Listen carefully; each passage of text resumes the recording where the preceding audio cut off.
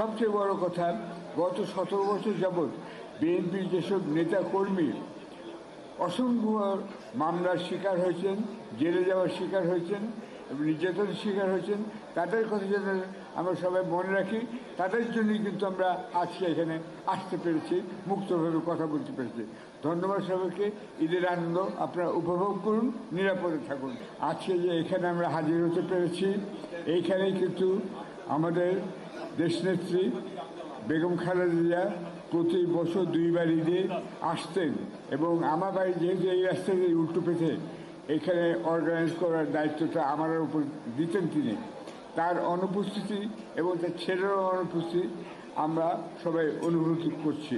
সবচেয়ে বড় কথা, গত 17 বছর যাবৎ বিএনপির যেসব নেতা কর্মী অসংখ্য মামলার শিকার হয়েছেন, জেলে যাওয়ার শিকার হয়েছেন এবং নির্যাতনের শিকার হয়েছেন, তাদের কথা যেন আমরা সবাই মনে রাখি। তাদের জন্যই কিন্তু আমরা আজকে এখানে আসতে পেরেছি, মুক্তভাবে কথা বলতে পেরেছি। ধন্যবাদ সবাইকে। ঈদের আনন্দ আপনারা উপভোগ করুন, নিরাপদে থাকুন। Thank you very much.